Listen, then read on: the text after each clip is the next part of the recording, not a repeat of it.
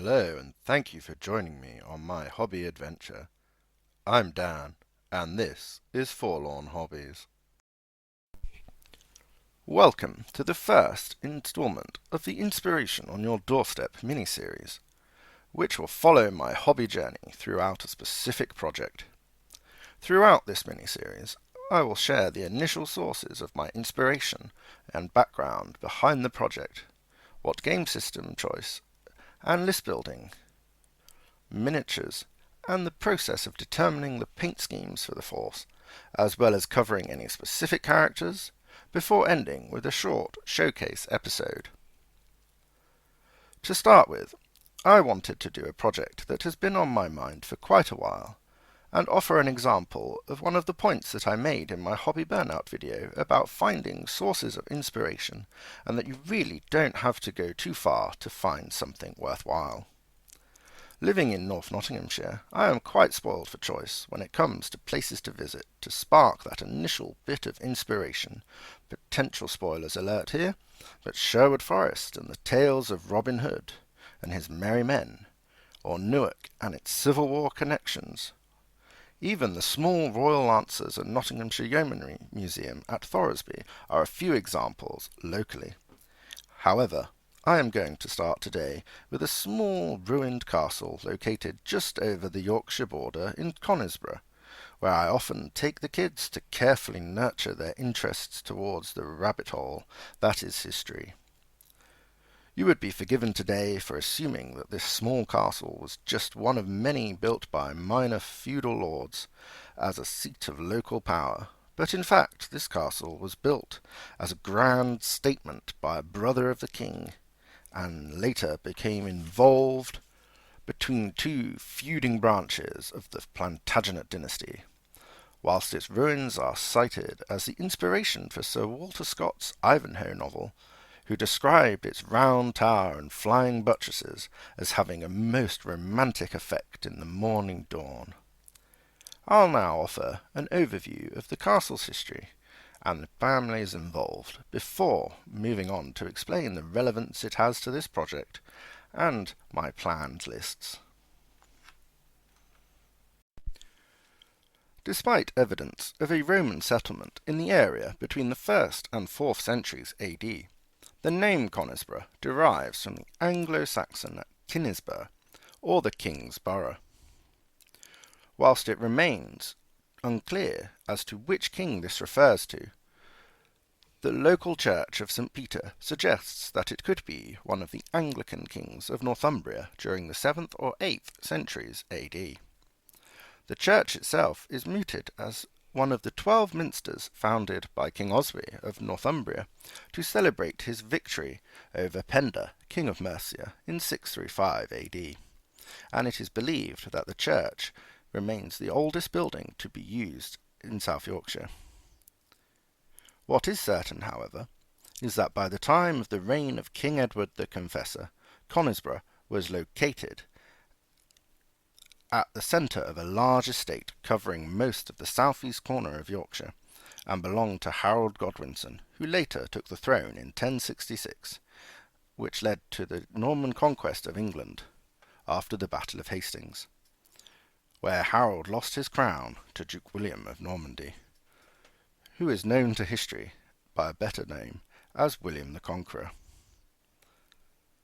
However, by the 12th century, a mythic alternative history that was recorded by Geoffrey of Monmouth in his Historia Regnum Britanniae, or History of the Kings of Britain, was that Conisbrough was founded as a stronghold by a British leader called Conan, and that it was later granted by Vortigern to Hengist, a mythical Saxon war leader. But after war broke out between the Britons and the Saxons, Hengist was defeated and captured at the Battle of Maesbelli by another British leader, Ambrosius Aurelius, who, according to Monmouth's tales, beheaded him and buried him at the entrance to Conisbrough. This was widely accepted as fact until the 18th century. However, it is now viewed as little more than a dramatic story to complement the de Warenne family, who were the owners of Conisbrough at the time. After the Norman victory at Hastings, William de Warenne, a younger son of Ralph de Warenne, a Norman landowner near Rouen, was granted land in 13 English counties, including the honour of Conisbrough, a compact block of land that included 28 villages on the eastern edge of South Yorkshire. William was a close associate of William the Conqueror, and was among those left in charge of England when the king returned to Normandy in 1067. It was likely that William first established a residence at Conisbrough, as he visited it annually. After loyal service to William I and his son William Rufus, he was granted the titles of Earl of Surrey and Earl de Warenne, after helping William Rufus to suppress a rebellion led by Odo, Bishop of Bayeux, in the spring of 1088. He was succeeded by his son, William, as the second Earl, who fought for Henry at Tinchebray, and married Elizabeth of Vermandois, adopting her family's arms of yellow and blue checkers as his own. The third Earl, another William, died in Turkey during the Second Crusade, serving in Louis VII of France's royal guard in 1148, leaving his daughter Isabel as the greatest heiress in England, whose future would have a significant impact on the timber castle at Conisbrough. At this time, the de Warenne estates, besides Conisbrough, included the principal residence at Lewes, lands in Surrey, Castle Acre in East Anglia, Bedfordshire, Buckinghamshire, Hampshire, Cambridgeshire, Lincolnshire, Huntingdonshire, and Oxfordshire, as well as the manor of Wakefield. Given her inheritance, Isabel de Warenne's marriage was for the king to decide, who at the time was Stephen, despite the civil war with his cousin Empress Matilda. Stephen, therefore, married his younger son William to Isabel, his position was guaranteed under the Treaty of Westminster, which disinherited him from the throne in favour of Matilda's son, Henry, Count of Anjou. However, the union remained childless, so upon his death, in 1159, the de Warenne estates reverted back to Isabel in her own right. By this time, Matilda's son Henry was king, who was now responsible for her marriage prospects. Henry II decided to marry Isabel to his illegitimate half-brother, Hamlin of Anjou, who, due to the importance of the de Warenne legacy, adopted his wife's name and coat of arms as his own, becoming Earl de Warenne and Earl of Surrey in the process. Hamlin remained loyal to his half-brother Henry throughout the difficulties of his reign, and in 1173 was believed to have been the 9th greatest lord in England, owing the crown 140 knights' fees from his estates, which basically means that he had to send 140 knights when called upon by the crown. Whilst Lewes remained the principal residence of the Earls of Surrey, the couple visited their estates regularly, including Conisbrough, where they set about rebuilding the timber castle in the stone.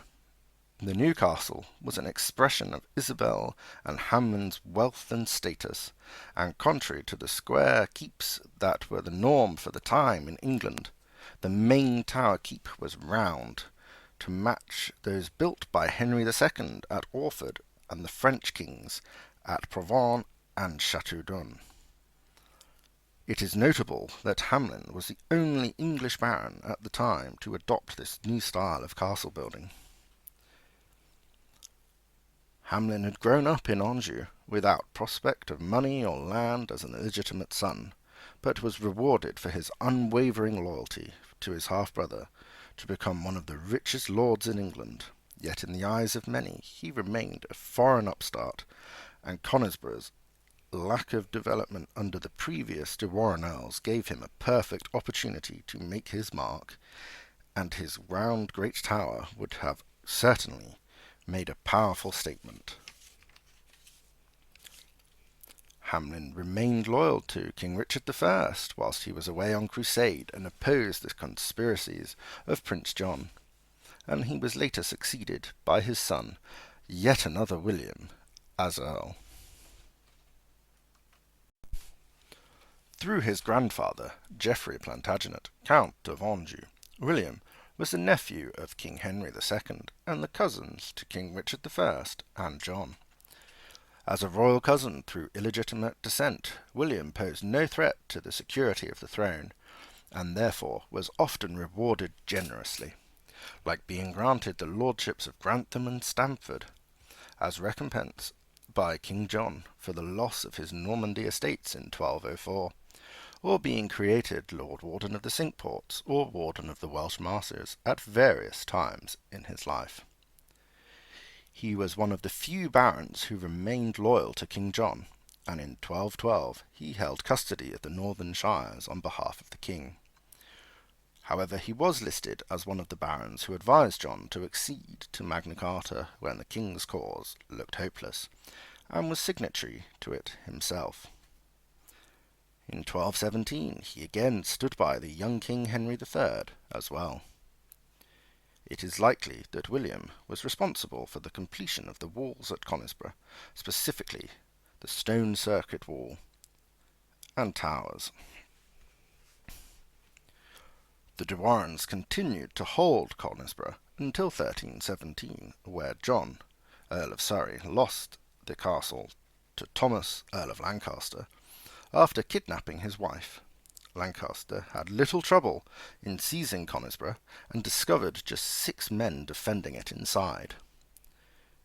However, Lancaster openly rebelled against Edward II and was defeated at the Battle of Boroughbridge in 1322, and was subsequently executed and his estates seized. Edward III eventually restored the honour of Conisbrough to John de Warenne in 1328. However, he then died childless in 1347, and the de Warenne estates reverted back to the crown. Edward III then gave the Yorkshire de Warenne estates, including Conisbrough, to his 4th son, Edmund of Langley, as he was the godson of the last de Warenne Earl. Edmund of Langley was created Earl of Cambridge by his father Edward III, and later became Duke of York in 1385. Whilst his main seat was at Fotheringhay in Northamptonshire, Conisbrough became an important secondary residence and was used more often by the House of York than it had been by the de Warennes. During this time, major additions were made to the domestic buildings within the castle. Edmund's second son was born in the castle and was often referred to as Richard of Conisbrough, and after Edmund's death he became the only landless earl in England after inheriting the junior earldom of Cambridge. He lived at Conisbrough as his older brother's tenant. Richard married Anne Mortimer, a descendant of Edward's second son, Lionel, Duke of Clarence, but she died in 1411, giving birth to their son, Richard, who was also likely born at Conisbrough. Richard, Earl of Cambridge, met his end after being caught up in a plot to replace Henry V with his brother-in-law Edmund Mortimer, Earl of March. Lord Scrope of Masham and Sir Thomas Grey supposedly met with Richard at Conisbrough to plan the coup, but were discovered and executed. When Edward, Duke of York, died childless at the Battle of Agincourt in 1415, Richard's younger son succeeded him, and in contrast to his father, he became the richest landowner in England after the king, and being twice descended from Edward III, arguably he had a better claim to the throne than Henry V of the Lancastrian branch. The mistakes and misfortunes of Henry VI led to Richard of York claiming the throne in 1460.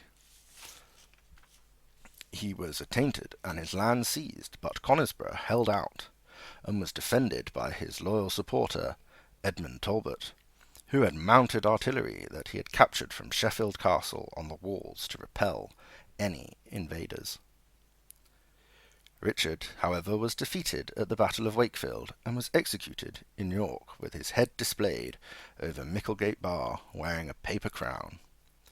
However, his son Edward, Earl of March, took up his claim and avenged him by defeating Henry VI's supporters at Towton just 3 months later, in what was the bloodiest battle that was ever fought on English soil. Edward then became king, and Conisbrough became property of the crown. As a result of Edward IV's triumph, Conisbrough went from being a principal residence of the House of York to being just one of many royal castles, and due to its small size, it was not suited for life of the royal court, meaning that it would never again be used as a royal residence, and within 2 generations it had fallen to ruin. The last recorded repairs to the castle occurred in 1482, issued by Richard III, the youngest son of the last inhabitant of the castle, but a survey carried out in 1538 for Henry VIII found that the gate and bridge had collapsed along with the south curtain wall, which remains can still be seen today. Elizabeth I then granted the estate to her cousin Henry Carey, and it passed through his descendants. Due to the castle's decline, it managed to avoid the fate of many other castles that occurred during the Civil War, as it was undefendable, so its ruins remained untouched by the Commonwealth forces. An engraving made by Samuel Buck in 1725 shows the castle to be in a similar state to the one that is seen today. And in 1737 Conisbrough was sold to the 4th Duke of Leeds and became a popular tourist attraction.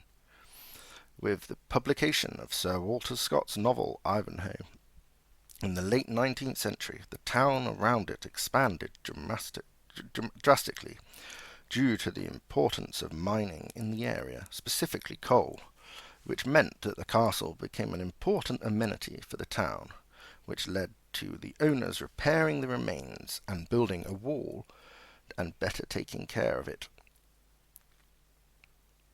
It was even visited by George V and Queen Mary in 1912. It is now maintained by the English Heritage, who have restored it and made it more accessible for visitors to continue to appreciate its charm.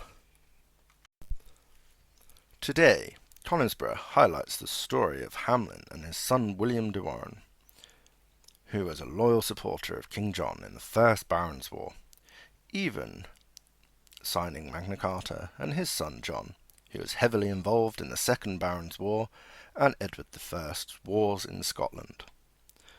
This particular focus is the source of inspiration that has driven this project into existence. The initial idea was to create a small skirmish force centred around William or John de Warenne and their noble retainers. When it comes to historicals, I usually play larger games that use Hail Caesar, Black Powder, Pike and Shot. However, this meant that I had to look at various rule sets to find something that was smaller and more suited to a skirmish game. I spent much time looking at various rule sets, like Lions Rampant and Saga, before finally settling on the Barons' War game from Futsal Miniatures. They also provide a great range of miniatures for this specific era. After some further research, I found that the average game size is around 1,000 points, so I set about writing a list that represented how I envisaged this force to be. I should also take this opportunity to add the caveat that this list is in no way meant to be competitive, and could be truly awful on the tabletop, so if you're here for the meta lists, then I'm sorry to disappoint you. So, on to the list itself. To start with, I chose a mounted baron to be my leader to represent William de Warenne, as there was no official profile for William de Warenne in the core rules,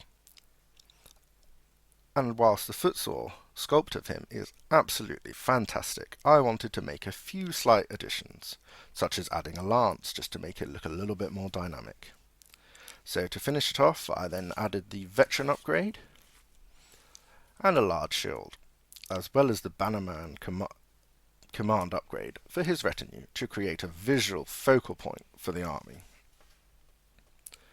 For his retinue, I went with 5 knights, all with lances and the veteran upgrade, and obviously one of which will be carrying the banner. Now I moved on to the core infantry part of the army, and I opted for 2 units of 8-foot sergeants with spears, mail, and shields. They were upgraded to regular. Now, the only reason I settled on 8 is because the models are sold in packs of 4, so I wanted to save some pennies. This was followed by 2 units of 7 bowmen that were upgraded to regular. Now, one of the requirements for list building in Barons War is that 10% of your troops must be green. So, to meet the requirements of this troop tax, the final unit consisted of 12 levy, with spears, although I will probably use the unarmed spearmen models for that, as the official levy miniatures are armed with an assortment of weapons, so to meet this loadout it would be cheaper to use models that come all with spears. Now I hope that this will offer a good starting point for some decent games that I can then enjoy and tweak and build upon this list in time as my knowledge of the game grows and expands. Now that's all for this episode. Part 2 will look at the decisions behind the painting scheme and the variations that I want to apply but make it consistent throughout the different types of models, especially in conquering that dreaded blue and yellow checkered pattern that is so notable on the arms of the de Warennes. It will certainly be more hobby focused. Thanks for watching. Please remember to like and subscribe. Until next time, enjoy your hobby.